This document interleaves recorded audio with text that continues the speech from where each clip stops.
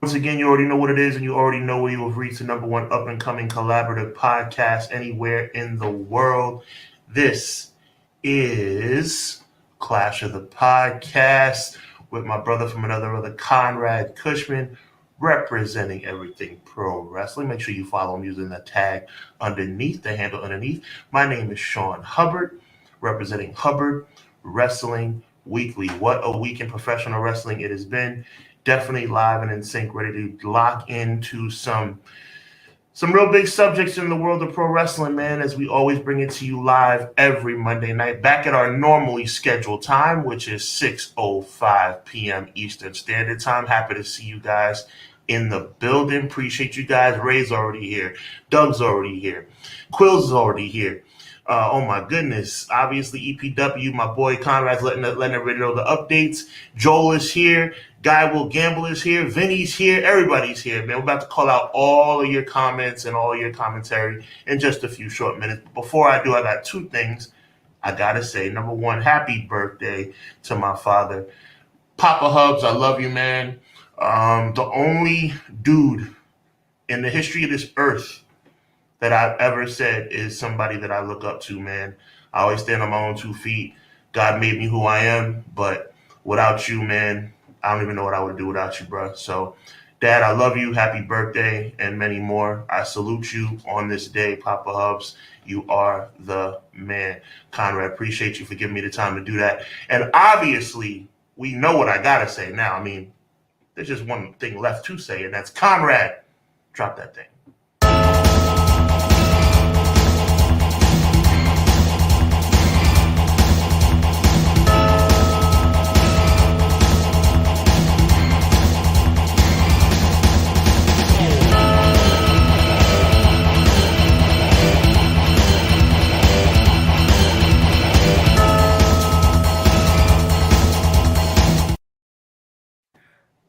Welcome, everybody. Episode 61, Clash of the Podcast, a little spooky edition for all you Halloween fans out there. You know, I'm throwing the pumpkins in there. I'm trying to have some fun with this. It's going to be an incredible show that we have lined up for you. Lots of conversation, topics, things to get into, and we even have a giveaway tonight. So if you are a fan of Impact Wrestling, you're going to want to make sure that you guys keep it locked. Fight has given us a code to give away. So if you want to watch Impact Wrestling's Turning Point November 3rd, you got to be there. You got to be on Fight. And we're going to let one person watch it for free on Clash of the Podcast. So make sure you guys stick around and show some love. We also, looks like we got a super chat in the house. What? Joel, thank you. Thank you.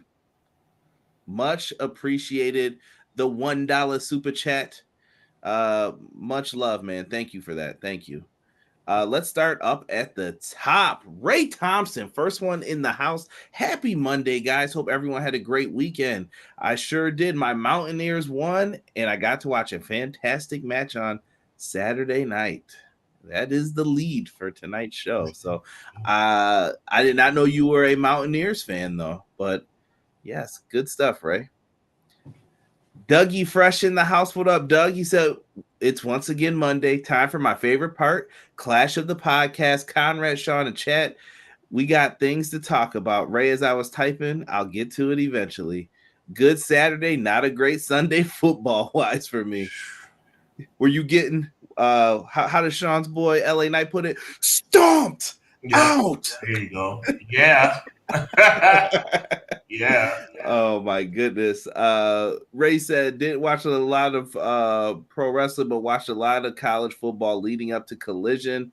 Yep. Sir Quills is in the house. I'm gonna let Sean get this one. Yo, Quills is in the building. Quille. What's up, Conrad, Sean, chat? Sir Quills is back again with my two favorite bros, CJ and Hubs, to enjoy episode 61, the Clash of the Podcast. Bills got the W, Sabres got the W. I'm good. Let's get into it. I love it, man. I love it. Yo, you explained to me how the Buffalo Sabres can't win games, but then we beat a really good team. We sweep them 4-0. How? I don't get it either. But you know what? I'm a Giant fan, and that was the worst game in professional football history. I'm The worst played game in professional football history. Giants and Jets this past weekend. For anybody who is on the Twitch side of things, I don't know if you can hear this, but it looks like Twitch is having an issue. They're trying to get it resolved. I just got a message for that. That was pretty cool of them to put that in. So thank you for that. Who is this? Look at the yo, super chats are always appreciated, my friends. Pro Wrestling Shoot leaves one. Clash of the Podcast always deserves the love. Support this channel, supports independent shows. All love. Thank you for that. Big shout out to the Pro Wrestling Shoot. Make sure you are checking out what they do every single week. Pro Wrestling Shoot had some big streams this week talking WWE 2K24. So thank you for that. Look at this, man. You guys are going nuts in this chat. They're talking about match of the year list. We got I'm not ready for that yet. Me and Sean still got to get into some of it. We also are on TikTok right now. For those who don't know, Sean has it in the house, and I'm going to put that in right now into the chat. Hopefully, it doesn't kick me out. You know, sometimes they have those auto things down there. But if you are on TikTok, give Hub a follow. Hub, how many people you got following you? Right now, about 5. Yeah, about 5,000. About 5,000. I'm trying to double that by the end of the year. Yeah, minor details, right? Just 5,000. Nothing much. Light work to him. XG Dub was good. Thank you. Renegade L2K rooting for the Chiefs or the Finns on Sunday. You know what? Chiefs, bruise that ego. You gotta cheer for the Chiefs because the Finns are in your division. Yeah, I know, but I was kind of rooting for the Broncos a little bit to beat them. AFC I need all them egos bruised. I need the Bills to pick up some people. Looks like we're trying to do that, so I can't complain and cry too much. Copy. Joel giving out the happy birthday to your pops. Pops getting the birthday love. Vinny in the house. What's good, Vinny? Thank you. Blessing. And shout out to the guys from the Pro Wrestler Shoot. I see they're still in here leaving comments for us. Thank you for that, man. Appreciate you. Make sure you guys check out Jesse and James. They'll be live tomorrow night at 8 as well, I believe. Main event Jay Uso day 1-ish on Threadless, Hubbard Wrestling Weekly. Links below. You know how I do. It's there for you. Doug saying happy birthday to the Papa as well. Hope your dad had a wonderful day. He raised a great son. Gomar, what's good? McKinney, did I miss McKinney's comment? I did. I'm sorry, McKinney. I skipped over this the first time. I knew I'd seen it before. He said, yo, I'm here to talk wrestling with the live fire chat, Monday's dynamic duo Clash of the Podcast, and let everyone know your dreams don't stop until they put dirt on you. Let's go. I like that. Woo. I like that. Look at this. Bill signed Leonard Fournette to the practice squad. Hey, ain't nothing wrong with that. Trying to make the team better. Oh, I can't even do this. I'm banned. Sean said I'm banned from doing this. M. Leezy, Fo, Sheezy. Hello. Good evening. Hope everyone is doing well. Thank you to you, sir. Same to you, M. Leezy. Appreciate you. Yes, Quill said that Clash of the Podcast intro music is therapeutic to my ears. Real question, are you guys the hand out candy or just leave the bowl outside the house? Nah, we hand out the candy, bro. I know what happened to them bowls. I was a kid. We hand out candy, man. We don't leave the bowl. First of all, it's twofold. Number one, if you leave the bowl out, you're kind of a corny person anyway. But secondly, you're going to get all your candy taken in the first 5 minutes. Especially if it's Reese Cups. Not that I ever did that. I would leave like 2, but you know, pigs get fat, hogs get slaughtered. Wise businessman once taught me that. You use that how you want. Crazy. Let me see here. I'll forfeit my entry in the giveaway. I'm subscribed to the Impact Insiders on YouTube, so I'll be watching Turning Point on Friday. Let's go. Appreciate the honesty with that too. My Jets are killing it, keeping it warm for Aaron Rodgers. Look, I'm gonna say this real quick. Since who brought that up? Easy. Listen, if Aaron Rodgers can come back and defy human nature and come back from a torn Achilles faster than anybody that's ever breathed air, then God bless him. I that's not humanly possible, is it? Like Maybe. I I don't don't know. I don't How know. old is he? 38. Yeah. Yeah. Well, listen. We got to get down to some brass tacks that's in here. Some business. First, You gotta get down to some business. some quiet down while I conduct my business. Mm, Shout out to Christian Cage. I like Love it. that. Love that line when he says that. Don't forget, guys, that me and Sean, we also put this up on audio versions. It's a great way to support for free. Great way to support right now is hitting that where my like button for us. Hit the like button right now. I see that we're in double digits. Let's get that number up to double digits in the stream. I'm sure someone will let us know once we hit that. Also, leave some comments after the show. Even if you're in here, comments always help in the algorithm as well. So make sure you guys show some love for that. I read I have a 5-star.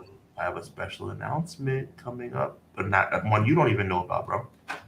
Uh-oh. Yeah, Okay. special announcement. Yep. I don't like surprises. I don't like surprises. Oh, it's gonna be good. It's gonna be good. So make sure you guys check this out. When you see this is how we do the Clash of the Podcast. I put it up usually right after this, so make sure you guys check that out. Speaking of our friends at Fight, while we're doing a giveaway for them tonight, they had a big announcement this week. Wrestling Revolver. Ronda Rousey's just coming back to pro wrestling, it looks like, with her friend Marina Shafir. So they're going to be at Wrestling Revolver for Unreal Thursday, November 16th. You can get your tickets if you're out West Coast, revolvertickets.com. I was surprised to see this. I don't know if you were, Sean. I thought she was done. I thought it was a wrap Rizzy for wrestling. Yeah, I think that she probably was going to go to MMA and then realize that she hasn't done that in a while and she needs to probably just cool out. I like the fact that she's staying relevant. And you know what this proves? This proves that she is passionate about pro wrestling. There's no doubt now that she has proven that she's passionate about pro wrestling, because anybody can say I'm passionate about pro wrestling when their first match is at WrestleMania, right? But she's really like digging in. Like, she's left the biggest company in the world and now she's going to be, doing other things. I like it. BJ in the house. What's good, BJ? I knew this as soon as I seen the quote. A wise man said, "Forgiveness is divine, but never pay full price for late pizza."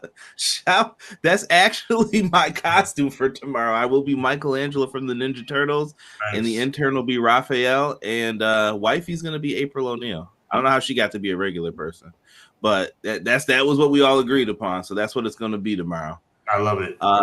If Aaron Rodgers comes up, there's a horseshoe up the Jets' butts. You never know. Mm-hmm. Jerry Lynn spitting facts on Dave. We'll see if we got time to get into that, man. Can we talk about how Punk was brittle for a freaking foot job, but Danielson, who I love, can't? You know how I feel about that. I ain't saying nothing. People are saying respect to Ronda. Tony gets some woman tag straps and sign Ronda. I don't know if Tony's going to do that. R.I.P. to Matthew Perry. Yes, I forgot all about that from a couple days ago already. Man, there's been a lot of stuff going on. We now leave the bowl outside due to the germs these kids got, but I buy the cheap candy, so it's whatever. I, too, also will decline from the giveaway. I'll be at Comic-Con, and it's an all-day thing. Absolutely. Okay, let's see here. Biggest wrestling company. Ronda worked for MLW. Cut it out. Oh, yeah. That message you just showed me, Sean. This is insider baseball for you guys. That's for you to say, sir. Okay. That is for you to say. So like I said, stay tuned in. We will be giving away for a Turning Point. Here's what the card is looking like for it quickly. You got Will Ospreay versus Eddie Edwards. Look, okay. I'm down with that. I don't know, Sean. Sean, give me your quick reactions to some of these matchups here. I am very excited about the best wrestler alive today. That never changes. Any card with the best human being wrestling today is a good card. But no, all seriousness though, I love Will Ospreay. You know that, best wrestler in the world. I think Purrazzo has stepped up to be honestly the second best wrestler in all of Impact Wrestling from a female standpoint. So there's no question that she's the kind of like the matriarch of that division anyway, considering the fact that Mickie James is pretty much off the scene at this point. And obviously come on, man, the Motor City Machine Guns, like, to me, like, the most underrated and most underappreciated team ever. Spoiler alert, I don't know if Alex Shelley wrestled on this card. Okay. only because I heard he suffered an injury Yeah. to his calf, strained really badly. Josh Alexander, Eric Young teaming up against Subculture. That's going to be a banger. You got Jordan Grace going up against Danny Luna. Joe Hendry versus Simon Miller. Only Ball Brothers could do that from What Culture? So that should be a good one. Rich Swann, Frankie Kazarian, Trey Miguel, Giselle Shaw versus Alex Windsor. It's going to be a fun show. So if you guys need something to cool down with on a Friday night, man, we got you covered. So stick around and we'll be giving that bad boy away. Let's see here. Yes, sir. Yes, sir. Did you just say someone's going to be a Ninja Turtle for Halloween? Yes, that's me, Sean. That will be me. Let's see here. Somebody else named Sean. I love it. Yes. Yes, Trinity #1. No ABC. I don't believe so, but maybe we'll get some backstage follow-up from it. But that was all I could find for the card as of now. So keep it locked and we'll talk about it. And let's call a spade a spade. Also, just in a general way, Fight has really become the #1 streaming combat sports service in the world. I mean, that's no cap. So, obviously tune in to Fight on Turning Point night to watch Impact, but also just go to Fight, period. Check out their stuff because they're really like killing it right now. Yeah, if you like indie wrestling, Impact, they got AEW, they got a bunch of stuff up there. So, and every once in a while, which is probably more than not, they carry the big bot. Like, come on now, like they carry like the major events, major fights on that network too. So they do. They need to sign us, but it's all good. Did I say that? Yeah, let them know. I'll provide some coverage. I'm always down. Feature the vids. Sean, we got to talk here. A little MJF Kenny Omega. This match happened on Collision. I'm going to let you set these up for us because Sean picked these topics this week. And depending on how he feels, I think we may be butting heads on there. Well, I mean, I think the biggest thing for me is if you look at this match, it's obviously a marquee matchup, and I love the fact that they put it on Collision. I'm cool with that. You got to give Collision meaning again, considering the fact that CM Punk is off the scene. However, the problem is that I feel like this match was made out of desperation. I think the rating. Well, I don't think I know the ratings have been extremely low. And you're in a position now where you really have to pull a rabbit out of the hat to make people want to watch that show. I mean, you could almost say that Rampage has become an afterthought. Like, let's call a spade a spade. I mean, no shade intended, but you can almost say that that it's become an afterthought. And you don't want Collision to be the same. I mean, AEW is universally recognized as the second most recognizable professional wrestling organization in the United States and possibly the world. But to me, this match was like, we need to pull a rabbit out of our hat because we are struggling. Obviously, we know that they're struggling from an attendance standpoint. And if you look up the ratings have not been good. The ratings actually surprised me. I didn't know the ratings were that low. The ratings for AEW television, especially compared to WWE television, which I still cannot understand. Shout out to Pro Wrestling Shoot, because they always come with that knowledge, but I don't get it. But it is what it is. And I think that AEW did what they had to do on Saturday night. It was a tremendous match. It was a pay-per-view quality match. I think that both men represented themselves very well. But it's like now you're in a position where it's like, hey, listen, where do you go from here? Think about it, Conrad. You just gave away MJF versus Kenny Omega for free. And it wasn't even on your A show. And now it's like, where do you go from here? I mean, I love it, but at the same time, I hate it. It's very concerning, man. Yes. And I'm going to clear up a few things because I'm going to battle you on part of this here. Okay. I'm loving everybody reminding people about everybody needs to give Impact a chance. I love that hashtag is still going and popping. Joel is bringing up Fight Plus, and yes, they do offer AEW. So if you do want to watch the weekly shows on there, you can internationally, not in the United States currently, but if you guys wanted to check it out, all good. Papa Hubs was in the house as well, letting us know that he was talking about Sean's first Halloween costume years ago. Dad getting on here letting people know. Wait a minute. And I appreciate the shout out. Wow, this is crazy. Nice. Yeah. When you were talking, I pulled it up before. That's what's up. Appreciate that. Yes. Happy birthday one more time. One more time. Yes. All right, Sean. I'm ready to battle you on this a little bit, though. Let's go. Or at least counterpoint You know what? I want to say something before you get started.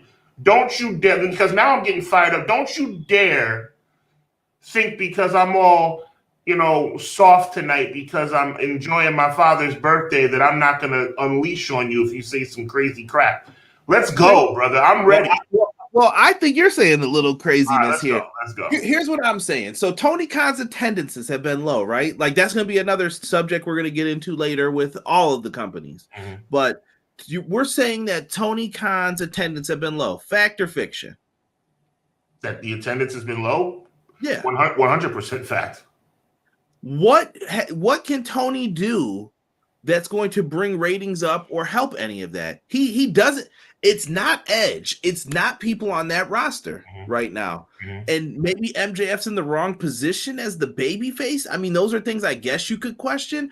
But what are they supposed to do at this point? How do you fill up those seats? I just feel like WWE's got the momentum and they have this clutch, this grip on it that AEW can't wrestle it away. What are they supposed to do? Let's give them a big match on Collision. Give them a reason to watch. Tell them, like, you should have got tickets to this. You are going to be sad you missed out on this matchup. And it was. I thought it was one of the best matches that they've had on Collision. It's probably one of the best matches they've had on AEW television. The best match in Collision history. But at the end of the day, though, what are you saying? You're saying that, like, you needed to put – look, this is not – just a typical world title match. This was MJF versus Kenny Omega, for God's sake. But remember the stakes around the storyline. You couldn't do this at the pay-per-view because it would have been past the time. The storyline is you're going to break my record. Let me defend my record against you. Put the title on the line, and I can take it from you. Yeah, but at the same time, you only had X amount of days to do that. The problem is, though, there's a secondary problem, I should say. We all know who was going to win that match. See, this is where the predictability starts to become a problem. You see, there's multiple problems when it comes to Collision in general. Number one, that's CM Punk's show, and CM Punk no longer is employed with AEW. That's a problem. That's the reason, not to kind of pile on here to Khan, but when you put a show around one person, and then that person goes off the scene, you're kind of, that's what happens. So you got to live with that. Secondly, you had to sit up here and put on a world title match of that caliber. They went for 20 minutes, 25 minutes. And you're going to tell me that that's what you have to do to get people to watch on Saturday nights? If that's what you need to get people to watch on Saturday nights, then you have a problem. Because that is a main event on a pay-per-view anywhere in the world. That reeks of desperation, Conrad. I'm not saying I didn't enjoy the match. The match was but let me give you this. I watched on Saturday night because I always watch. I support AEW. I got no less, I'm not capping, bro, no less than 10 calls from people who said they watched Collision just because they heard that Omega was fighting MJF for the world title. Yeah. But that's a problem. That's a problem. The views you said. No, it worked, but it's like they're not going to have Omega versus MJF every week. You can't do that every week, no, but you can once in a while. But I think they're trying to get people to stick around. I believe AEW thinks, knows, feels their wrestling is better than WWE's. Mm-hmm. And they're just saying, why won't you watch us? It's the mystery, Sean, we've been talking about since the beginning with all of this. Why won't people stick with AEW? Why aren't they watching AEW? And why are they watching WWE? Is it habit? Is it that 20-year gap of no WCW and this is all that you want to watch or see? I credit them because with MJF, there are multiple stories right now with him, whether it's the Bullet Club Gold angle, the Adam Cole Roderick Strong angle. Samoa Joe will be your friend, but I want a title shot later. Wardlow's watching him. He's feeling the pressure of being the champion. I like these storylines when they do this type of thing. I think they're in an okay position. Was this the big match to do? I mean, Kenny Omega's involved with the Don Callis family. You knew what you were getting with this. I would hope people did, like you knew what you were walking into with this. And that's what I felt. And I thought, you know what? They're trying to get those ratings up. Go ahead, be my guest. I don't know how else they can get more people to watch, because if what people believe is happening with cable is going to continue happening, people are going to slowly disappear, and that number's going to keep doing this. I don't care what anybody says. It should do this constantly, but Raw has seemed to make it different. You're saying, bro, you're not wrong. I don't think you're wrong either. I think this is just two viewpoints on how you could see it. Is this Goldberg Hogan in the Georgia Dome? It's not quite on that level, but it's the same premise. I mean, and you know what? I don't know, man. Like, I'm just going to put it like this. I'm very concerned about the future of All Elite Wrestling. I'm very concerned. This, to me, with all the things that we've talked about the poor attendance, the poor ratings, when I watched that match on Saturday night, I said to myself, there were two thoughts that I had. What an amazing match, and man, AEW is in big trouble. Shouldn't it give you hope though? Like shouldn't that have given you hope? Like when they can get on a big stage, they can show this, or you have no hope for AEW in the future? Like what gives you that hope that you're losing it? I wouldn't go that far. I agree. I wouldn't go that I have no hope at all. But what I'm saying is that when you look at the caliber of this match, let's call a spade, Conrad. Kenny Omega is one of the top 5 professional wrestlers in the world today. MJF, in my opinion, is top 10 and climbing. You had to put him on a top 10 matchup of 2 of the top 10 wrestlers on the planet to get people to watch your weekly television show. Meanwhile, I'm going on the record, I don't get it. But meanwhile, all we have to know is that Roman Reigns is going to be walking down the aisle to talk for 5 minutes and everybody's watching. That's a problem. That's a big problem. Though. Neither do I. I'm not mesmerized by that. I'm like, oh, he decided to show up in graces with his presence. Thanks. Yeah, but that's how I feel with it. The ratings, the ratings skyrocket when people know he's coming. I don't know what it is. I don't know what it is, man. But there's something going on in WWE that I can't. And I guess we're kind of transitioning our conversation, but still kind of staying on the same pace. I don't understand what's happening right now in WWE. For some reason, the product has not gotten any better, yet from a viewership standpoint, they are turning some kind of corner, and I don't understand why or how. I don't get it. They're selling out again. I don't understand it at all. Meanwhile, AEW is putting on a heck of a show every week, and it's like they can't get people to take tickets for free. It's ridiculous.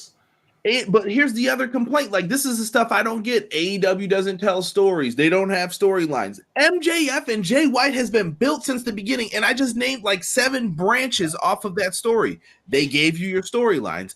What are you going to say? They don't have good wrestling. They gave you the wrestling. Yes, sir. I don't understand what people want. And I get what Sean's saying. Maybe this could have been on this pay-per-view. Worlds Collide, Long Island, New York. Tony Khan, you can send us something for free for doing this. Yes, Saturday, December 30th, Nassau Veterans Memorial Coliseum. It's a great landmark for pro wrestling in New York. You already know how it is. People know they can get those tickets on 11/3 at 10 a.m. on AEW Tix. There's probably a pre-order before that. Get those soon too. Follow WrestleTix. You pay me for that too. Nike, you could pay me too. I'm on my bag tonight. Let's go. Let's get this money, bro. But what I'm saying is, at the end of the day, AEW is trying their hardest, and I feel like it's just not showing up for anything. And like I said, I think it's just a momentum thing. I've always believed in this, Sean. For 83 weeks, when WCW was on top, that's the story we're telling. Yep. WWF was not worse than WCW for 83 weeks. I don't care what you say. I was there. I was watching. No, it take its momentum, shifting people's habits. How do you do that? You have to make splashes. You have to make noise. WWE has, I think 2024 is going to be the craziest year, Sean, for free agents in pro wrestling in a minute. And I think that at one point, WWE had all the bigger names. AEW had the indie guys when they first started. Then WWE did those mass releases. AEW skyrocketed and tried to take as many people as they could. And then they had too many people. Now we're getting to the point of let's get balanced. Let's get balanced. That's why I even said when Cody went over, I'm like, they needed that. I don't care what anybody says. WWE needed that. Agreed. I didn't respect it, but they needed it. I'm going to go. Let me get to the chat here. Then we're going to transition into our next topic unless Sean wants to add some more to these comments here. McKinney says that match had to happen due to the timing of the 13 days, so it just fit. I agree with you. But I do agree that it was hot-shotted. Oh, this is where you're going with Sean, though. It was hot-shotted to bust Collision. Right. But it worked in my opinion. Now it's got to go somewhere in the story for a rematch. And I think you could do that in the future. Is the long-term booking a problem for you, Sean? The long-term booking is starting to become a little bit of an issue. I think they're starting to rectify that with the MJF and Jay White storyline. They're trying to rectify that, but I think it has been somewhat of an issue in AEW. You're talking about AEW, right? I think it's been somewhat of an issue, and I think that they need to kind of see what they can do to make sure that they keep people understanding where they're going progressively down the road. Yeah, because you can't just keep doing it like that. Like, the rumor is AEW next year, when they go for their new TV deal, that Warner Brothers Discovery is going to want 12 pay-per-views, a pay-per-view every month. Mm-hmm. Does that include Ring of Honor? We don't know. I hope that AEW does like maybe 6 to 8. I'm okay with that as long as I'm paying for Max and that's what I'm getting for it. Right. But I don't know. I don't know what they do. I have no problem with having something to look forward to every month, but it has to be worthwhile. And it has to make sense from a price point perspective. And I don't think AEW has had correct price points since they've been started. I mean, let's go. You think 50 is too much? Oh, I think 50 is way too much. Don't make me have to talk about All Out again. Good God Almighty. I think it's fair for a pay-per-view, though, when they were first started. I think that was okay. It's not that UFC.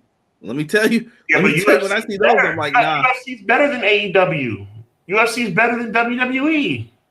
I won't say that every week. Yeah, UFC for a show that really is like it can end in 5 seconds.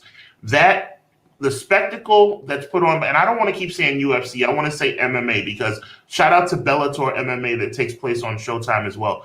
Bellator and UFC and the Professional Fighting League and all these mixed martial arts companies are putting on spectacles. And you can't say that WWE or AEW does that every single time out. I don't know. If you disagree, talk to me. That's fine.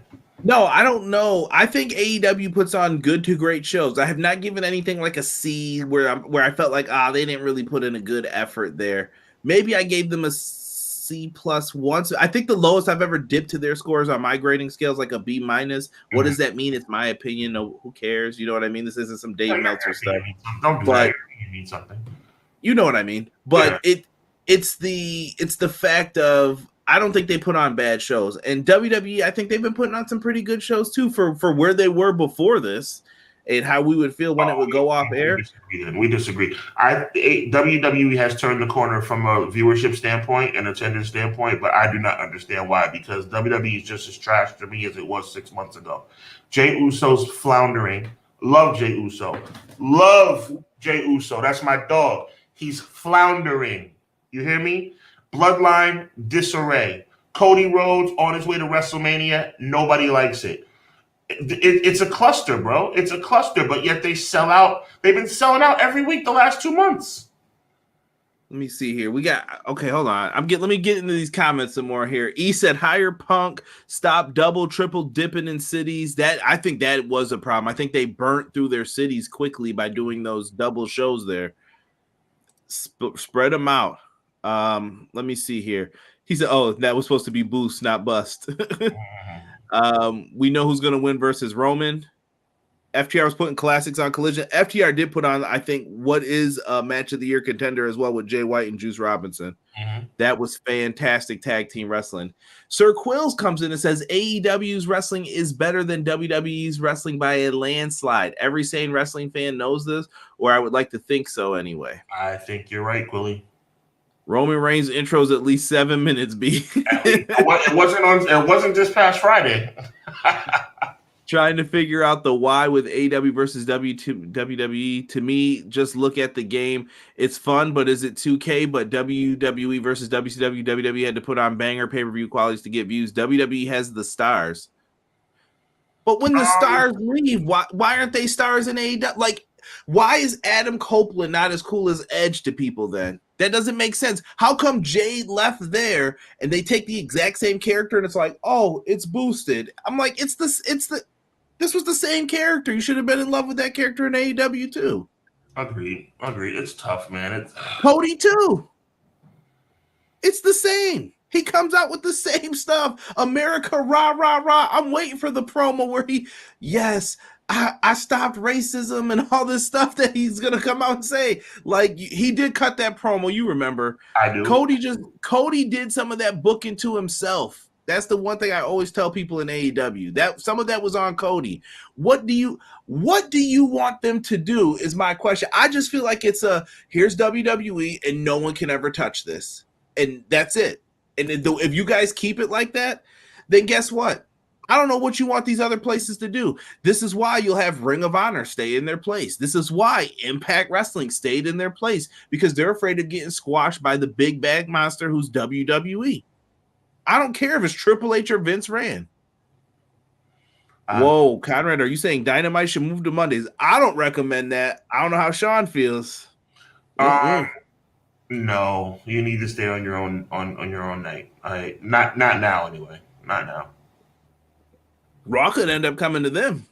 Well, remember. Well, if Raw comes to them, then they should move. They're open for Monday Night Dynamite. Avoid going head to head with WWE. You're not ready for all that. Doug says 6 for AEW, 6 for ROH. Maybe they could do that. I will never say a UFC show is better than any pro wrestling show. All the MMA stuff can stay out of my horizon forever. Derek in the house, my co-host every Wednesday for our Dynamite reviews. My guy, Derek. Let's see here. Pro Wrestling Shoe said, man, I've been watching, I watched wrestling every show this week from both WWE and AEW. I actually enjoyed everything. There you go. Look at that. Guess who won the pony? I like it. The pro wrestling world, because of WWE, have been brainwashed to think those letters are superior. Also, they like the cinematics more than the wrestling. I'm so burnt out on what should they do, and I'm just trying to watch these shows for what they are. I got away. I've enjoyed everything without the BS. Mm-hmm. Yeah. Like I said, I'm done trying to figure it out. Like, it's what it's gonna be. Remember Impact on Monday? Yeah, I remember that. It was good for 1 week. It was fun. January 4th. It was after that. It was good. That's about it. Yep, we were like Jeff Hardy, and then big bad WWE. Hey, Brett, how much did you say it was? Yep. Want a match with me? Can I win? Of course, pal. That's what it turned into. So that's exactly what it turned into. I don't know, man. I don't know. Sean, what do you want to get into next year? I got Crown Jewel up here. I don't know if we want to talk about that. What do you want to get? Or Roman, you tell me what you want to get into next, man. Let's talk about Derek. Appreciate it's not my birthday, brother. It's my father's birthday. Thank you, bro. Appreciate you, my guy, Derek. Let's talk about how LA Knight's not going to win on Saturday, making this match completely pointless. WWE. I don't know. Let me ask a question. I don't know if people know how I feel about WWE. I've been a little tight-lipped about how I feel about WWE. I don't think I've ever given an indication of how I feel about WWE. Right? I've never said anything negative about WWE. Never. But you know what? Today's the day. WWE makes me sick. I hear this every week. Me? I talk about me? No, you must have been talking to somebody else. I've never said a bad word about WWE before this very moment. I think WWE is awesome. But for WWE to sit up here and have LA Knight challenge for the Undisputed Championship when the entire world knows he's going to lose, what is this going to accomplish? Nothing. This is going to accomplish. There's only one way that this can go, and it's if LA Knight loses steam. How is this helpful? I mean, let me play devil's advocate to this. Cody didn't lose steam.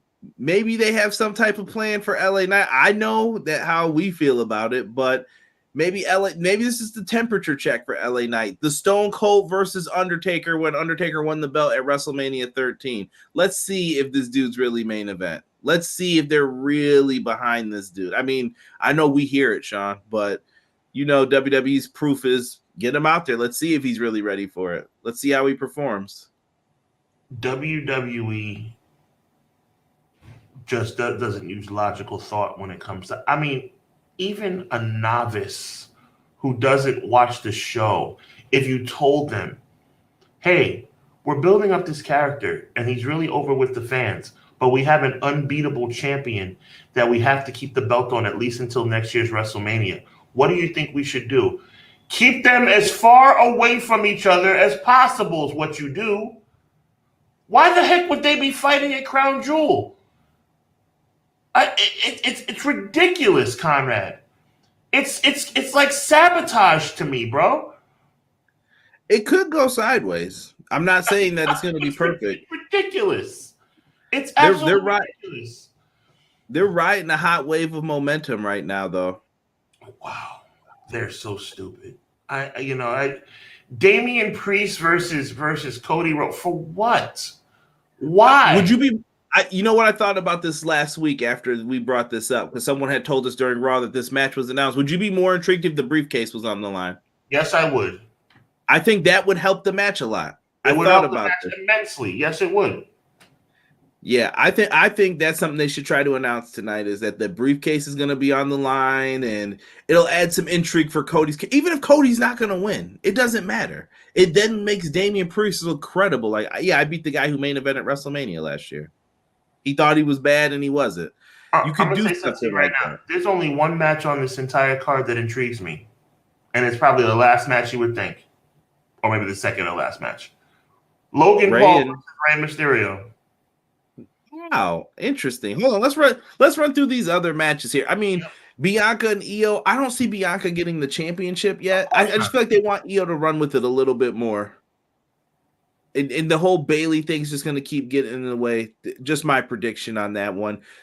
Drew McIntyre's kind of been an interesting piece of Monday Night Raw, I think, with what they're going to do with him. I mean, the slow burn is cool. I don't have a problem with the slow burn, but that burn needs to burn out. He needs to cross over. It's time. I think you'll start to get it here. I think you'll start to see what's going to happen. And I think this is going to be a really good match between these two. The women's five-way is a joke. Yeah, I'm not feeling the women's five-way is a joke. Are you kidding me? This is pathetic. Nia Jax doesn't even deserve to have a job. Any small momentum that Raquel Rodriguez has gone out the window. Nobody thinks Shayna Baszler's ever going to win, and people barely know what Zoe Stark's name is. This is pathetic. Pathetic. I forgot her name one time. No, I wasn't talking about you. I'm talking about the whole wrestling world. You know what she is? She's snap famous. You ever heard the word snap famous? Mm-mm. It's like you're trying. You're like, if you saw Zoe Stark in the street, you'd be like,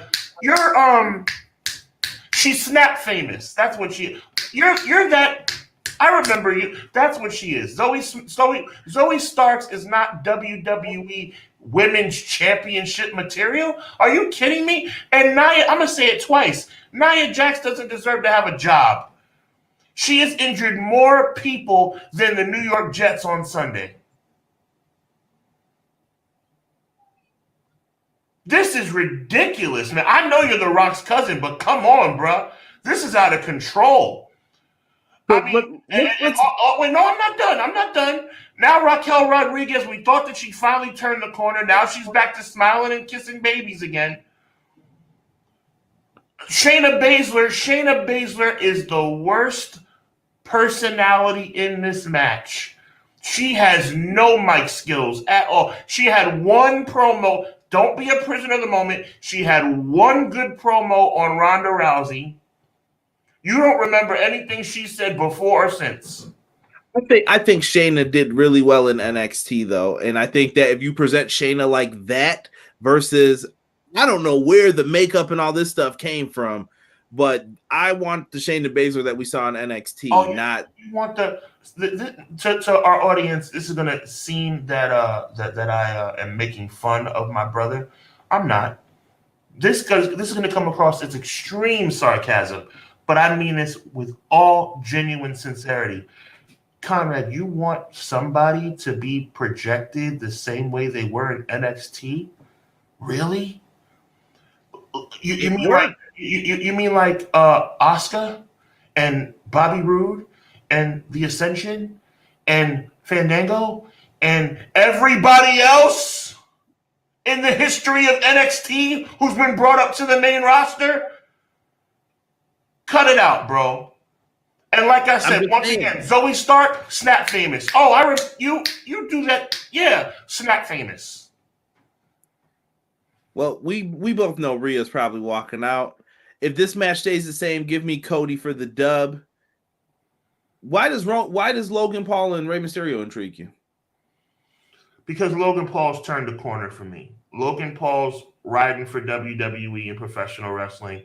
I love the post-fight interview he had on the pay-per-view where he was in the boxing match. He really loves the product. He really is good.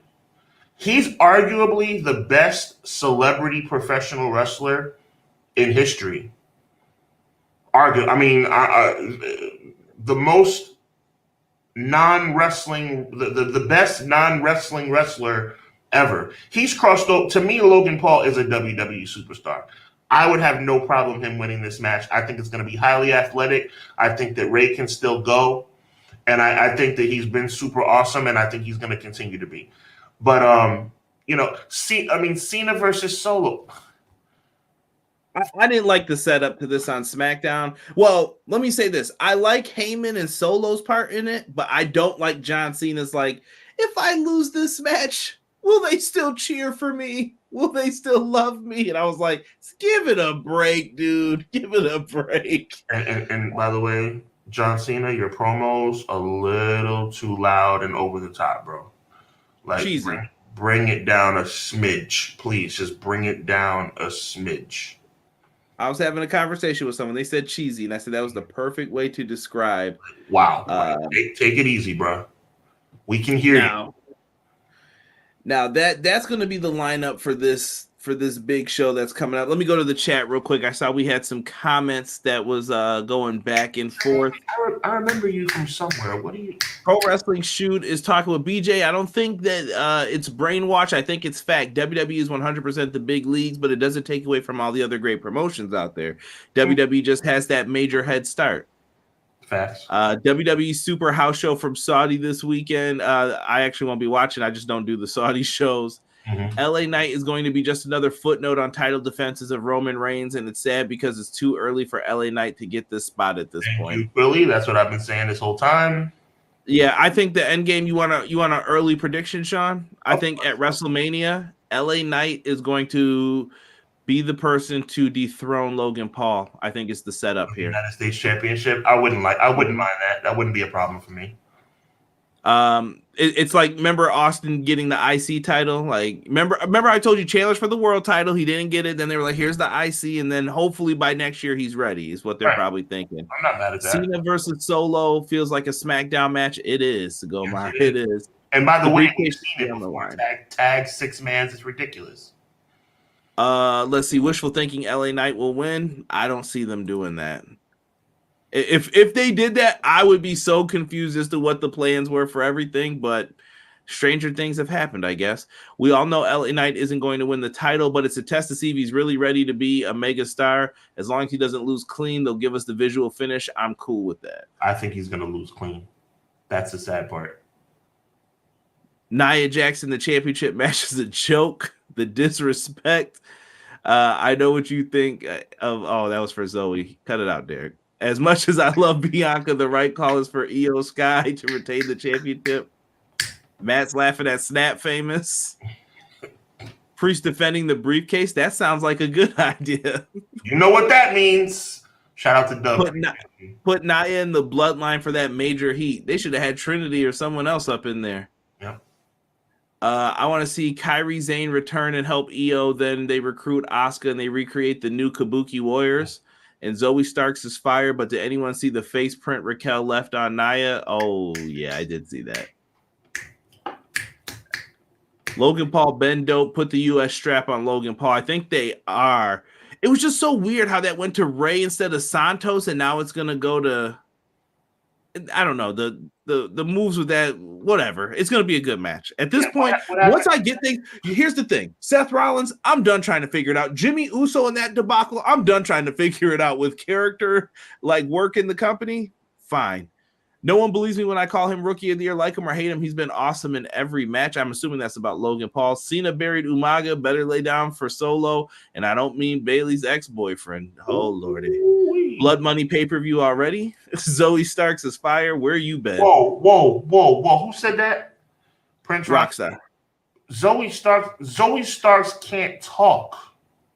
You can't be Zoe Starks in the ring is all right, though. Right, you can't be considered fire if you have. I don't care how good you are in the ring. You have to be able to work the stick. Pause. And it's like she doesn't. She's not a good promo, bro. Like, am I missing something? What has Zoe Starks said that you remember other than thank you, Trish?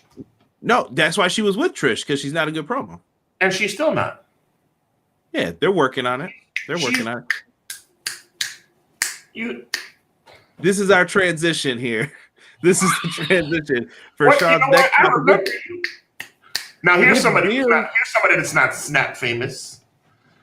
Roman Reigns. This is someone who calls his shots. Is what it sounds like. Facts. I hope this is a fake out. I really do. It's pathetic. If this is the real deal, this is pathetic. How can Roman Reigns not be at Survivor Series? Terrible. But when did they say he was going to return? The Rumble? Royal Rumble. Royal Rumble. Do that. After being off the scene since August, coming back in October, and then gone again until January. Let me see. Wait a minute. By that logic, I don't want to hear anyone here defend Claudio again. Which part of the logic is it, Rob? Because I actually like Claudio a lot. Probably someone be saying that she can't do a promo. Oh, listen. I don't think you have to be a 5-star recruit at promos. I'll be honest with you. I don't think Bret Hart and Shawn Michaels were the greatest promos ever. I really don't. But they were good enough. Mm-hmm. You know what I mean? Like right. You're good. You don't have to be great. They're not Rock. Everyone's not Dusty Rhodes or CM Punk on the microphone. But I would say if you're not going to be a great promo, you have to be an extraordinary wrestler. I think there's a lot of tools that people are good at. Some people are great at charisma. Like I said, was Hogan the best interview? Not really. Was Hogan the best? Whoa. Don't make me into a Hogan apologist, because I do not want to be. But Hulk Hogan was a great promo. Take it easy. I'm not a Hogan fan for reasons that have nothing to do with wrestling. So I got promos in my back pocket. If you ready to talk about them? I am very sad. I'm very look. It was a time. It was a time. That's great. I am not happy. I'm going on the record. I am Where's not. Bischoff? I'm going to eat his. Come on, bro. I'm not happy to have to do this. But what you're going to do for that time, come on, bro. You're making me mad because you're making me have to defend Hogan, which I don't want to do. Hogan for the 80s was a good promo. Yes, he was. You have to understand. Okay, look. Here we go, Conrad. Listen. Say your line one more time with what you said about Hogan. Hogan for the 80s was a great promo. I'll say good promo. I won't say great. Okay, fair enough. I will put Dusty. I will put Piper. I might even say I'll put Flair over him on talking on the microphone. Flair better than Hogan? What, by leaps and bounds? By leaps and bounds.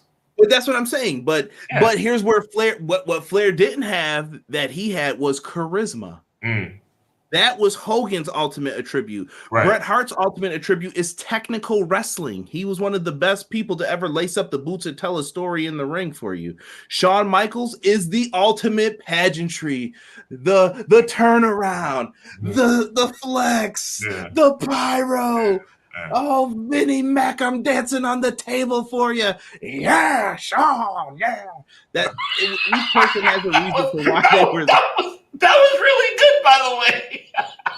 What a maneuver! That's just how people got down with that stuff. No, but you're putting me in a bad spot, bro. Because I'm going on record again. I am not a Hogan fan for reasons outside of wrestling. Okay, so I have to do my job as a journalist and say what I have to say. But you're talking about Hulk Hogan in ring right now. You can say that. I have no issue with you saying, like, let's talk about in ring Hulk Hogan. Little Sean, the guy who dressed up as a ninja for Halloween, whose dad took him out trick or treating. Yes. Sean was ready to drop that leg drop if he needed to on anybody. That's fine. I don't have an issue with that. Thank you, my brother. So with that being said, God created the heaven, God created the earth, and God created a set of 24-inch pythons, or the power is right here in the palm of my hand, or what you're gonna do with Hulkamania. That was cool in 1989. That's all I'm saying. In 1989, that was cool. I actually think that they should bring back people yelling in promos all the time. Like, do it, yell. You know, another thing I used to like in promos? Hold on, wrestling fans. I'm gonna blah, blah, blah. Look into the camera, not. Right. I agree. Well, Cecilia, let me tell you, tonight when I get in the ring with Alex Riley, say it to my face. You know, like, I don't want to see you looking to the side. You're hitting the nail right on the head, Con. That's true. That's true. There are good things you can learn from those old promos. Macho Man is the ultimate person. The Macho Man's like a pair of headphones laying around in the office. No use if you're not listening. Yeah, like you can just come up and do that type of stuff. That was good. You came up with that all by yourself. That was good. Yeah, off top. Yeah, that's what hip hop. When you're a rapper, that's what it helps you do. Nice. But it's just what happens. Like people are good at different things. That's all I'm saying at the end of the day. You're going to be good at three things out of 5. I think you have to look at the times, and I think you are agreeing with me about the time making a difference. To bring it back on point, Zoe Stark, you can't remember what Zoe Stark says. You see, I remember. Let's use Mercedes Moné as an example. I remember some of the things that Sasha Banks has said. I remember some Sasha Banks promos. You don't remember any. You don't remember what Zoe Stark said last week. That's a problem.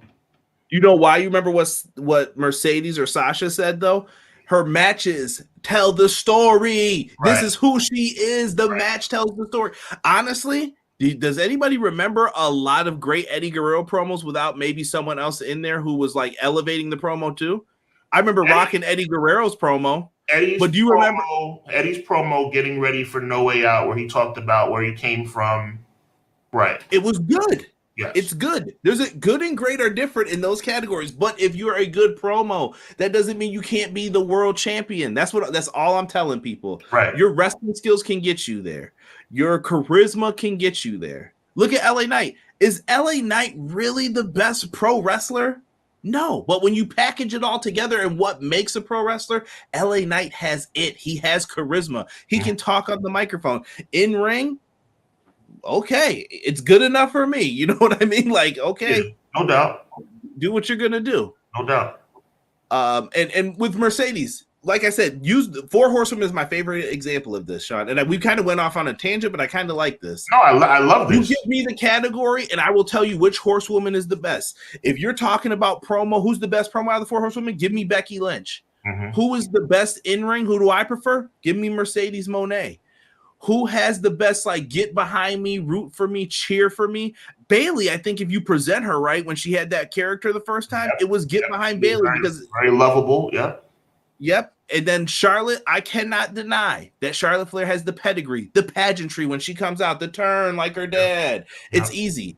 It all works, but each of them have weaknesses as well. For every one of them who's in the top spot, I can tell you something that they're the last one in that I would pick out of all of them. Like, nope, not you for that. Right. So it all just comes down to those games. And what it comes down to is pro wrestling is a political game, and you have to use what you are good to great at to make it work. Look at Hogan's NWO stuff was great. Yeah, that was because he got modernized finally over. Don't get me started again on that. He had to get with the times. Ric Flair and the Horsemen spoke English. After all the corny stuff Hogan said, why does the backstroke stand out to you so much? It was just so bad. Like when I went, even when I go back and watch it, I'm like, bro, why? Well, was someone not there that was like, can we redo that? Can we redo that? Take that out. Oh my God. Roman is snap famous too. McKinney said, where has he been? 7 title defenses in a year. I'm not okay with that. Once his run is over, no one should ever have a part-time schedule and carry a world title. You tell that to him and Brock, they want them on them screens. Real quick, McKinney, that's probably the comment of the day, but I know you're being tongue in cheek about that, but I want to say this also. That's also kind of the problem too, because it's like Roman hasn't been seen on TV, but Roman's not snap famous. It's like if you cannot be on TV at all and still not be. By the way, are we going to make this a thing? Is don't be snap famous going to be our next catchphrase? We're gonna have to see if it continues on. Yeah, because you know what? Let's just have fun with this for about 3 minutes. Snap famous. Should I read these comments? Comments first? Comments first, yeah. Hold on, because he's dogging me here, and I want y'all to always be fair. No, even with the Punk stuff, I always read it. I'm about to get dogged in this, and I'm gonna read it to be fair. Who are you to doubt El Dandy? That is a great Bret Hart promo, even though it was like a little comedic. Easy E says CJ breaking out the bearskin rug for Sean, pal. Don't you dare start Shawn talking Michaels that mess. Yeah. Of course, Pat Patterson booking. I think the Jake the Snake was so dang underrated. See, I thought he was a 5-star general on the mic. Like he's someone in ring. Was Jake like he wasn't no savant. He wasn't in there like, look at the hitman, Jake Roberts in the technical wrestling.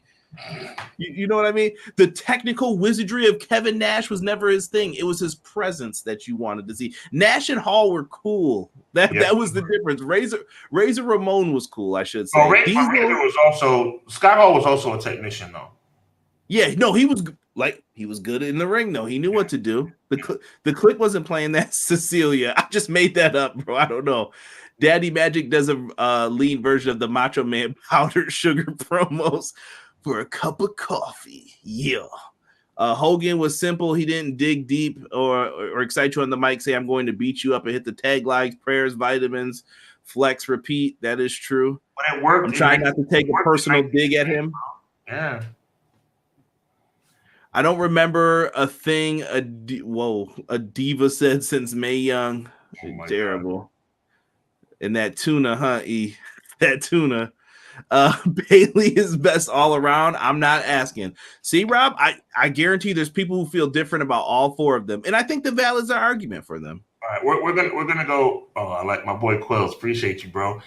All right, let's do this real quick. Let's have some. This is kind of impromptu, off the radar, right? I'm gonna give you some snap famous people. You tell me if you agree or disagree. Okay. Zoe Stark, snap famous. Natalia, I don't care how long she's been in the ring. Natalia, snap famous. I don't agree with that. Okay. I don't agree with that for Natalia. My girl Natty is one of the best trained. That women's division would be in shambles during the bad years without Natalia. Thank goodness for Natalia. The members of the LWO besides Rey Mysterio.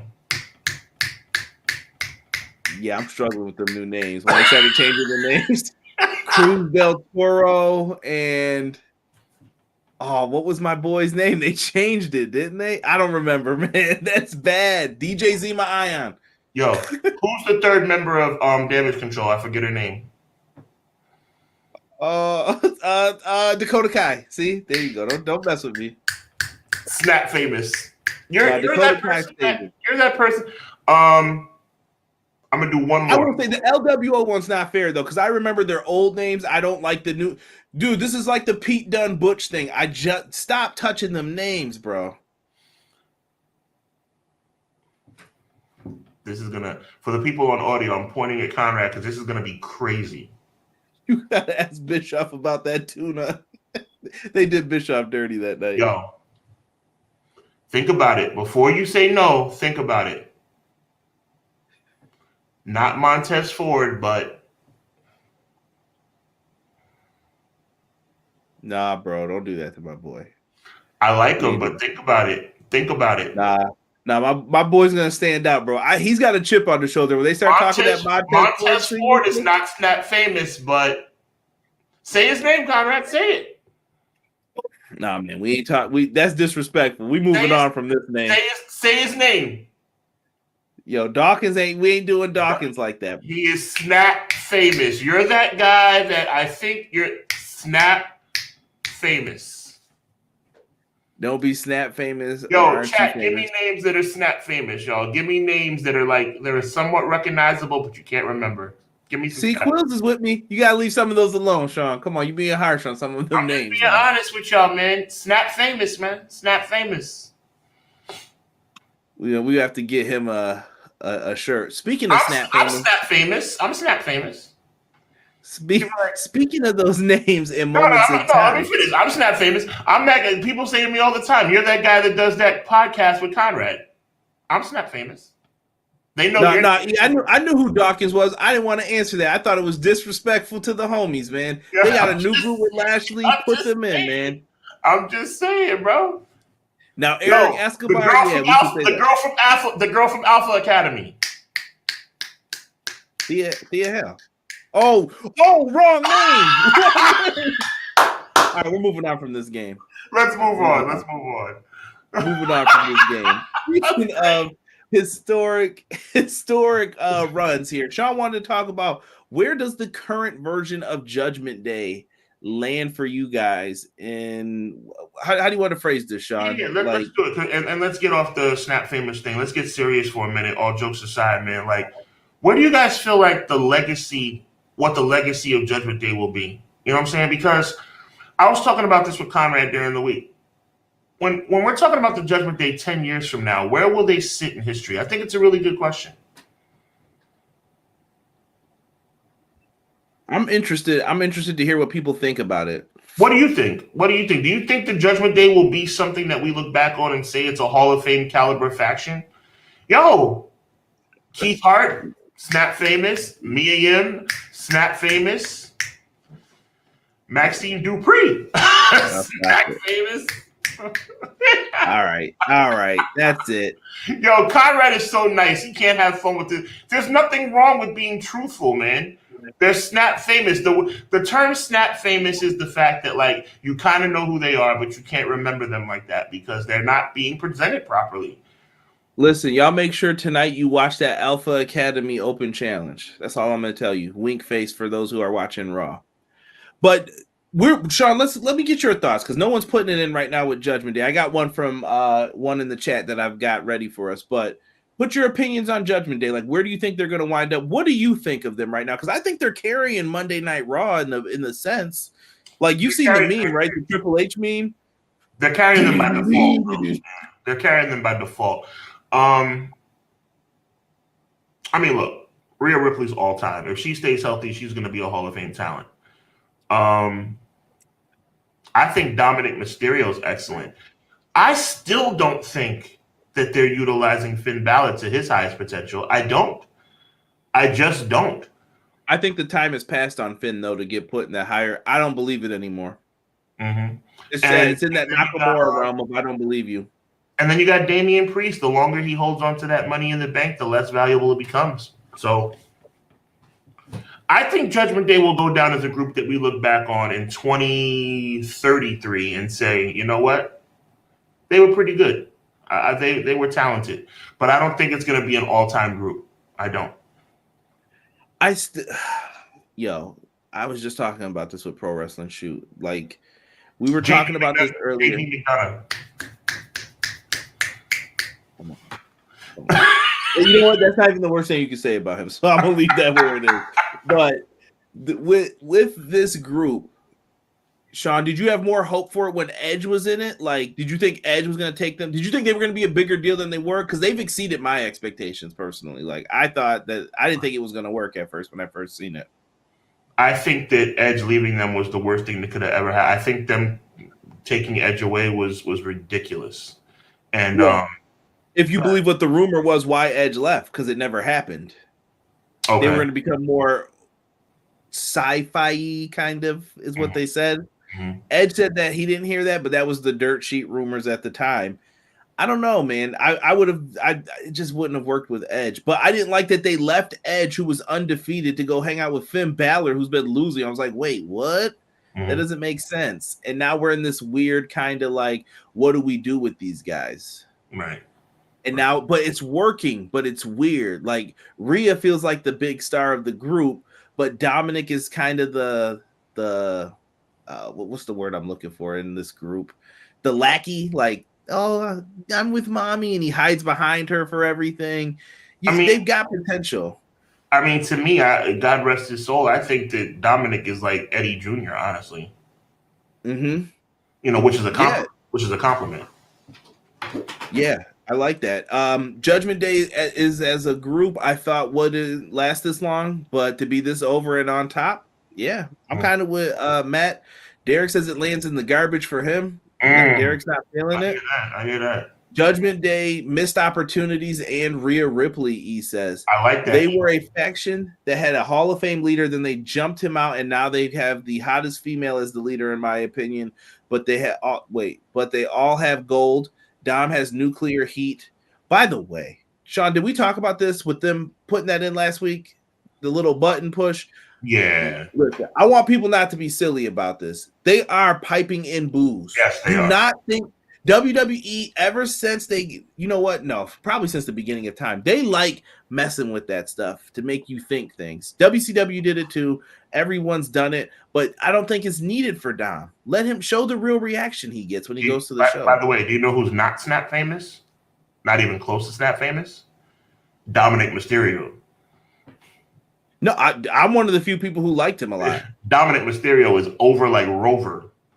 Come on now, don't do my boy Grimes like that. Dexter Loomis. Backstory Battle League in the house. What's good, bro? What's good? Welcome. Edge and Taker. Finn Balor, due to my personal bias as him being my favorite wrestler, should have been one to dethrone Seth Rollins, but sadly, that would have been a good idea. You know what that means. I agree. Finn should have won at SummerSlam. Dominic is meat. Are we talking about from the Attitude Era meat? What are we talking about here? Royal Rumble 92, Hogan and Sid. Man, so I don't know. I think they've exceeded my expectations. I'm happy with where the group is. I'm curious to know if a lot of people believe Priest is going to get kicked out maybe for JD McDonough. I think that changes how the group's going to look, though. It doesn't look as cool then, I think. I think JD McDonough joining actually brings the group down. No disrespect to him, but he's not needed. He's not needed. I mean, if you want to keep him as an honorary member similar to Sami Zayn, that's fine. But him joining the Judgment Day waters it down too much for me. It really becomes mid if he joins. That's how I look at it. PMS and meat. Man, a lot of people are saying Finn should have been the world champ. 100%. He should have won at SummerSlam. I mean, I wish that he never got injured on that initial Universal title run. Mm-hmm. I think that was just so damaging to him, and that they never trusted him again after that. Well, it's not his fault, but yeah, you're right. Yeah, well, I had a wrestler on one time. This is many, many moons ago. This might have even actually before I started the channel as like an official channel. And I remember talking about that match because this is probably a little after I started it, maybe. They said that if he didn't put his arm back to brace, that wouldn't have happened. He should have just trusted Seth to throw him. Instead, he tried to brace himself, and that's what caused the injury. Well, as you're saying, thinking about how it played out, and yes, he definitely tried to brace himself. He probably popped his arm out of its socket. Mm-hmm. Yeah, so That was a heartbreaker, man. I really wish that he would have been given that. But I do think this is a huge opportunity for Rhea Ripley, though. Like you said, I see her as a big star. I noticed when we went over the matches for Crown Jewel, you didn't dog her. No, I didn't, because Rhea Ripley is a tremendous talent. I think this opens the door. Emily's reading my mind. I think this opens the door. Roman Reigns not being there, 100% Judgment Day is going to be in War Games now, and you can add the extra man. Add the extra man. What's his name? Come on, Conrad, give it to me. The extra man. What's his name? JD McDonough. I was trying to get you to say it. You could add him now to the match, and that'll make the foursome that will compete in the War Games. He wasn't even on my mind for War Games, truthfully. Well, he's going to have to join because Rhea's not going to be in the match, right? So it has to be the three members of Judgment Day plus JD McDonough. And I'm predicting it right now. It's going to be Judgment Day with JD McDonough against Jey Uso, Cody, Kaya, well, not Kaya, Sammy, and that's a good, I don't know now. Sammy and Drew? Maybe Drew. And then I think that's where you get Drew's big turn. I like that. Maybe that's a really good, I like that. Mm-hmm. Okay. That's what I'm guessing. It's kind of sad, though, that, like, you have the bloodline right there, too. They can do something. The bloodline's not, people are really hesitant to say this, bro. Maybe not you, but a lot of people, shout out to my homegirl Renzi, shout out to Crystal.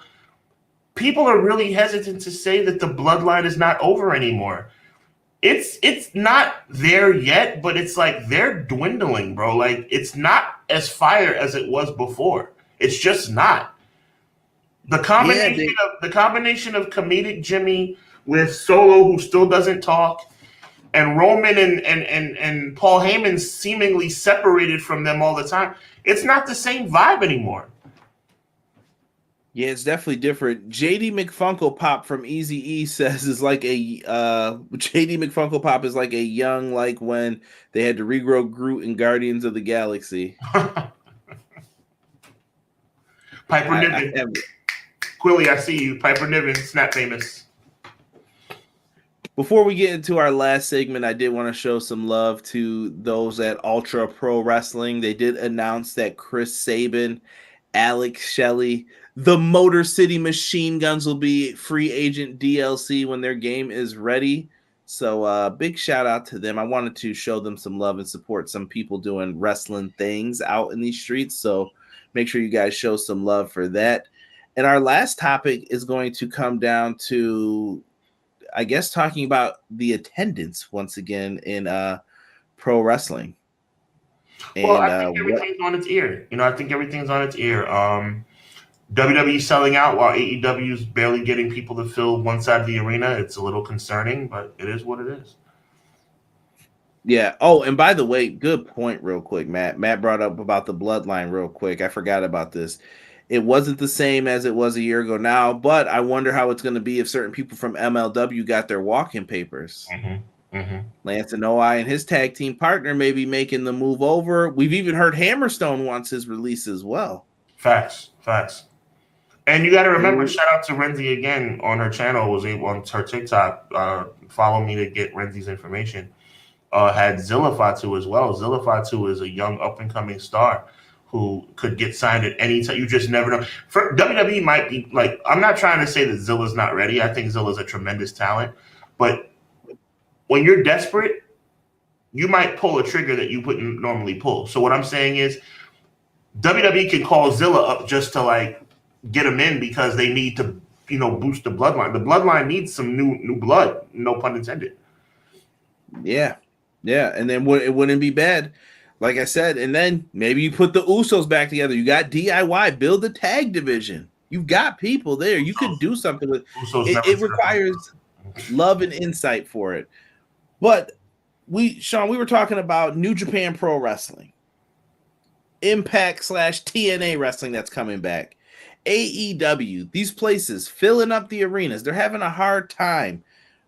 You mentioned specifically New Japan and Impact, and the quote was, must get bigger venues to be credible. Mm-hmm. Let's talk about it. I think, matter of fact, I know what my energy is as a fan when I watch pay-per-views in small crowds. The Hammerstein Ballroom just happens to be an exception. For some reason, even though the Hammerstein Ballroom holds a limited amount of people in New York City, it just works. For some reason, the Royal Albert Hall in London, England, even though it's a small venue, it just works. But when you're New Japan and when you're Impact Wrestling, and you have these small arenas for what you're promoting to be huge events, it's not. It doesn't work. It just doesn't feel the same. It doesn't feel the same. I remember last April, WrestleMania weekend. Shout out to Fight for providing us the opportunity to cover that event, and I'm sure we'll have some more to cover next April when WrestleMania season rolls around. They had what they called a New Japan Impact Super Show or New Japan Impact multiverse, and you looked at that pay-per-view and the card looked amazing, but then there was 500 people there. You can't be credible when you now. Can you fill a bigger venue? Maybe that's the problem. But you know what? At this point, if you have to give tickets away, you give tickets away. It's all about the optics. If you say, you know what, I'm going to give away tickets 3 for 1 to make sure that this 5,000, I'm not talking about Madison Square Garden. I'm not talking about something crazy. I'm talking about, 5,000 people. Your local civic center, your local secondary G League arena. You fill that place with 5,000 people, that's good optics. You have to have that. It's imperative. What do you think? I don't know. I think any friend could have called you though for that AEW show. What was it? Grand Slam. They were giving away. What was it? 2 for 1. Mm-hmm. Someone could have called you, Sean, and said, "Do you want to go to that show?" Would you have went? I would have gone for free. Yes. I'm not gonna lie. I would have gone for free, and that's not because I'm not a cheap person, but it would have taken that for me to get out of my house and drive to Queens. But I would have gone to see it for free. Sure. Is pricing so ridiculous, or do you think people will pay the price if it's worth it to them? I think people will pay the price if it's worth it, but I think when you're Impact, see, the issue is this: AEW is not in as bad of a financial situation as Impact and New Japan. Well, they got that WCW 92 money. I could fight the good fight. Lower them lights. Exactly. Go ahead, I'm good. Exactly. They're in a better financial spot. New Japan and especially Impact. I was very disappointed. Let me give you some real brass tacks about Impact. I was extremely disappointed with the local pay-per-view. I say local because right here in the Westchester area outside of New York City, they did the Westchester County Center. You watch that pay-per-view that they did at the Westchester County Center, it's only one tier of people. Do you know, I'm going to tell you, Conrad, did you know that the Westchester County Center can hold 3 tiers of stands? 3. I did not know that. 3 tiers of stands. That is a 5,000, probably 5,250 person arena. 52. There weren't 5,200 people at that pay-per-view. My question is, if Impact goes to, I don't know, I'm trying to think of somewhere. What's the next upgrade for in your area then for something like that? What? Listen, if you feel, I'm gonna tell you what it is. It's Westchester County Center. Westchester County Center, which is about 20 minutes outside of New York City in White Plains, New York, holds 5,000 people. That should be your benchmark if you're somebody like somebody like Impact or somebody like New Japan trying to do a show like that. It's a problem that Impact did that pay-per-view at WCC and they only filled the lower tier of people. That is tremendous. That place they were turning people away. I don't know if you heard that day. I know. It's weird. I can't wrap my head around, and you know how I know this for a fact, not because I do my homework, but because I live in a city out in Westchester County, Yonkers, New York. I'm in the Yonkers, Westchester area. Mount Vernon versus New Rochelle basketball filled that place to the brim. And that's high school basketball. Every year, filled to the brim. Every year. And you only fill 1/4 of the building for it. That's a problem. So to stay on task of what you're asking me, bro, optics are everything. Optics are everything. You can't expect me to take you seriously when you're only putting 500 people in an arena. I'm not mad at it. And here's the crazy thing. I think Impact can do it because I think they're very talented. I think so too. They're in the same position that AEW, New Japan, and all of them are in. Hey, look at me. Look at what I can do. You know what I mean? It's the screaming child that's not getting the attention. It's Michael Jackson before he was in the Jackson 5. Mm-hmm. Look at me. Look what I can do. And I wish I had the picture. I have a picture on my phone of Joe Jackson from the movies, but like giving him the look like, come on now. I don't know what else they can do. Let me just read some quick comments here. Quills agrees with you. Impact definitely needs to book bigger venues. Hammerstein Ballroom is instant credibility, and it looks good on pay-per-view when it's sold out. I don't know how much it costs to run the Hammerstein these days. I heard it was expensive back in the day a little bit. Right. E says if you can fill them, AEW can't fill college hoops and NHL venues, neither can TNA. CJ, tell the folks about baseball. Well, I went to those TNA baseball shows here in Buffalo, and it was at we have like a AAA team that plays often. I think we're the farm team of the Mets now. Yes. And the TNA was horrible #1 at marketing this. One year, I didn't know it was happening until like the day before, Sean. I was like, oh, I hope I can get tickets. They're like, yeah, we got tickets. Come on in. Because nobody knew. That was why. Like, nobody knew. And these shows were bad. Like, you got to – I have faith now in the new group's marketing team. This isn't Dixie Carter's era. This isn't Dixieland anymore. This is a new group. It's not the same. It's not the same TNA that we all grew up on. It's something different. So I'm hoping that will end up changing things for it. McKinney's talking about Hammerstone. MLW told Hammerstone no, he's locked till 2025. But if he's not happy, let him go and grab something off of non-competes. Here's the problem, McKinney. That does nothing for MLW. What does that do for them? They get nothing out of the deal. Facts. If somebody wants them, they're probably saying, pay me for them. Facts. They're not going to go to like the fans' outcry because they're going to say, well, what am I getting for it? Fill the gaps, but I think Zilla got an NXT tryout or was scheduled to go. Matt says, yes, Hammerstone is no longer on the MLW roster page. Uh-oh. Wow. If Dragon Lee's not careful, he'll become stat famous. I think they're trying to make Dragon Lee the next Rey Mysterio. Mm-hmm. I'm in the boogie down. Melrose Ballroom is out of the way by public transportation for me. Okay. McKinney says TNA has to go bigger. If you can't sell it out, you're not in the studio, so people get to regret not going. If you put on a great show, now people want you to come back. He said, Sammy at Blood Money. We not yet. No match confirmed yet for Sammy. High school graduations have more people in attendance than Impact Wrestling Rockstar says. Dixie, Hogan, Bischoff, and Harvey bigger heel group than Evolution. Terrible. Well, I'll say this for New Japan. I think when Sean says New Japan 2 in this, it's New Japan Strong who runs on the state side of things because New Japan fills up the Tokyo Dome. Right. New Japan fills up Corrigan Hall. Yeah, thank you for clarifying that. I'm talking about in the United States, yes. Yeah, but when they do these joint shows together, you're like, yo, there's only 500 people here. Let's rock this out.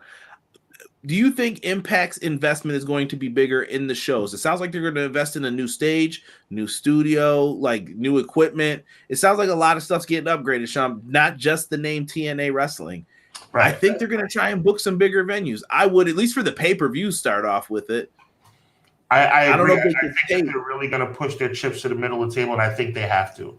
I think there comes a point in time when you have to figure out whether or not you want to go for it or not. I was doing a little research while you were talking. The attendance for Victory Road at Westchester County Center this past September is not listed, which, by the way, I think is a little bit of a red flag, by the way. But the capacity, it is official, the capacity for Westchester County Center is 5,000 people. There was not 5,000 people in Westchester County Center on September 8th. And remember, it's a sellout what you have it set up for. So if they only have it set up for 100 people, let's just say I'm using an easy number, 100 people go, it's sold out. Right. Exactly. It's a sellout here in Westchester. Yeah, exactly. They can say that then.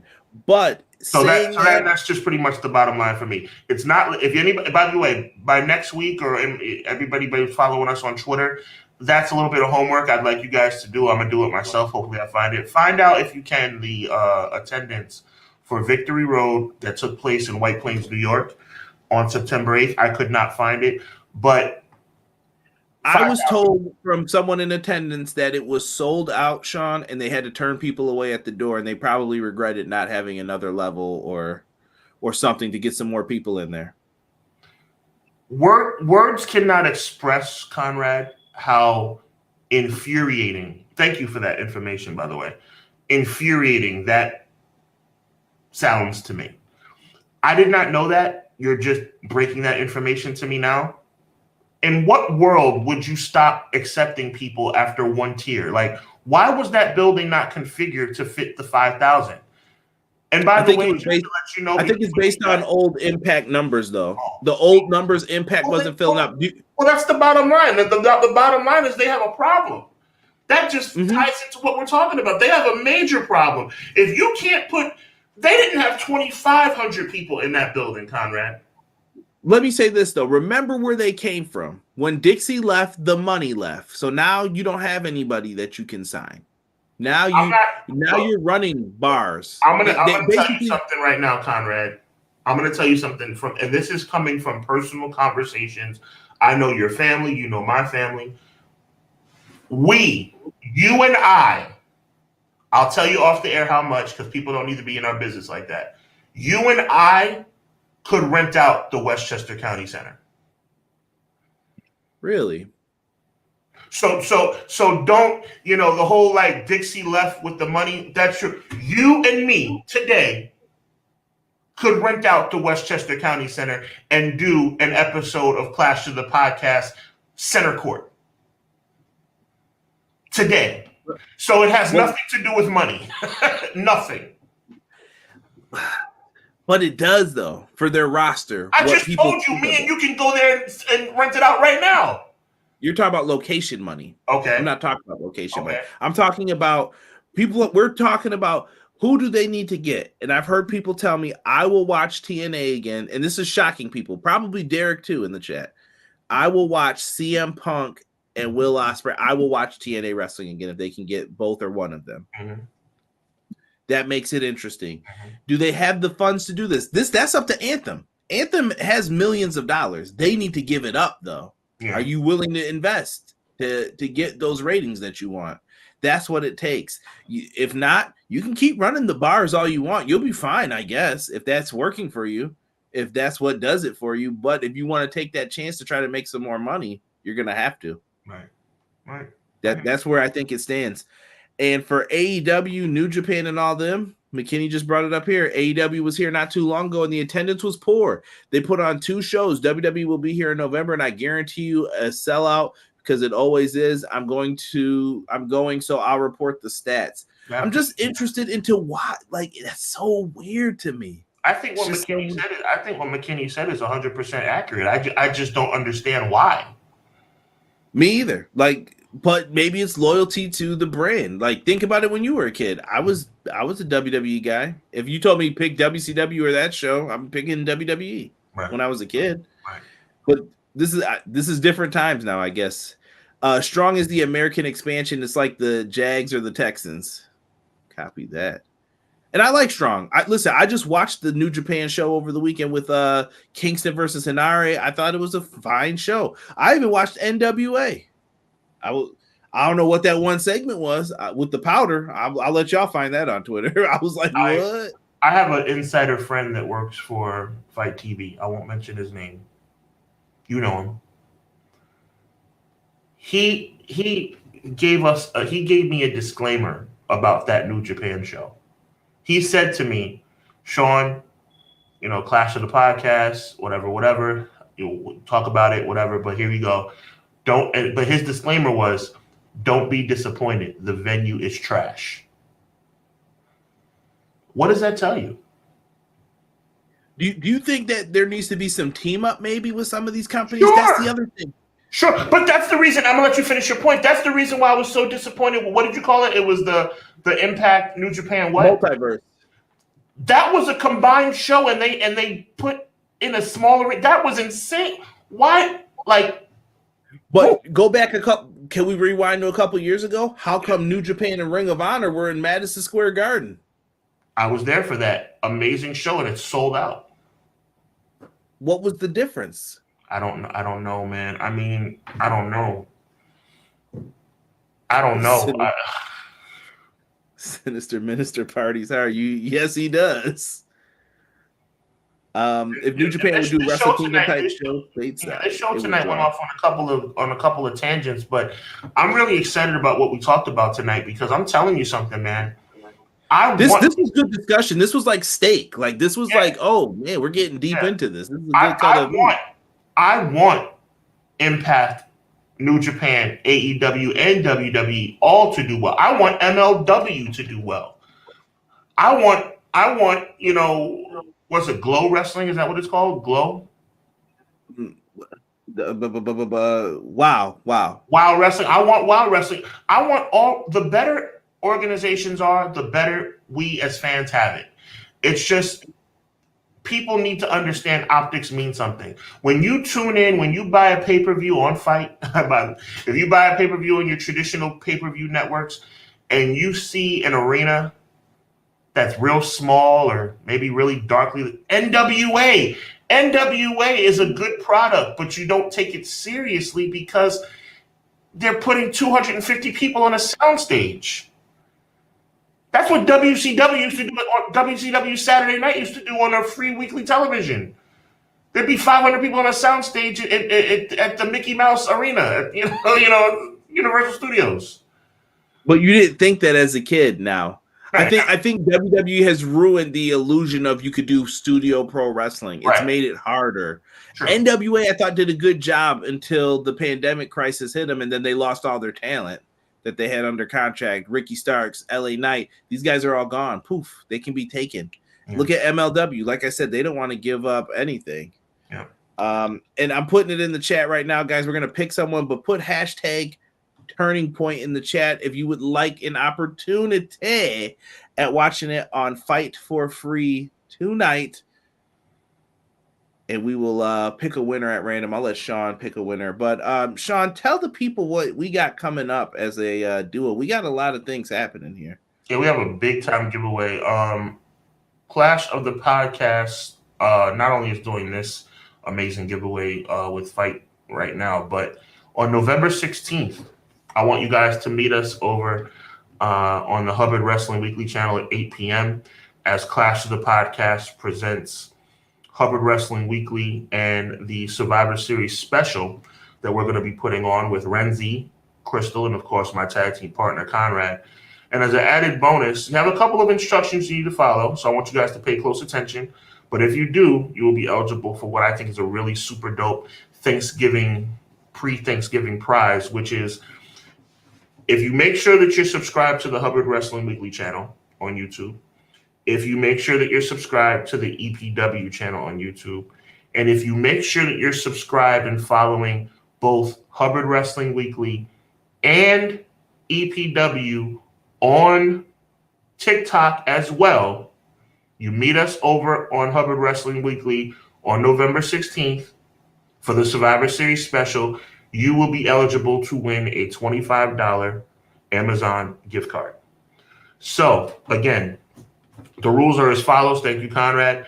You must follow EPW and Hubbard Wrestling Weekly on YouTube and TikTok, and then tune in on November 16th to the Hubbard Wrestling Weekly channel at 8 p.m. And if you do so, you will be eligible to win a $25 Amazon gift card courtesy of Clash of the Podcast. So it's a beautiful thing. Fire. I was just doing my homework on one of those Survivor Series.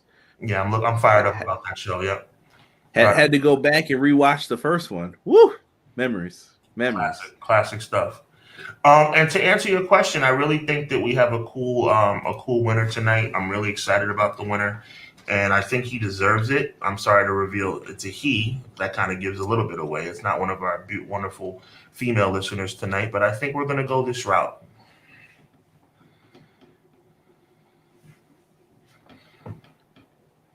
Let me verify. I know some people said that they did not want to take it. I'm just verifying real quick. Mm-hmm. Here, I'm going back up to the top. Dude, there were so many comments in here tonight. Let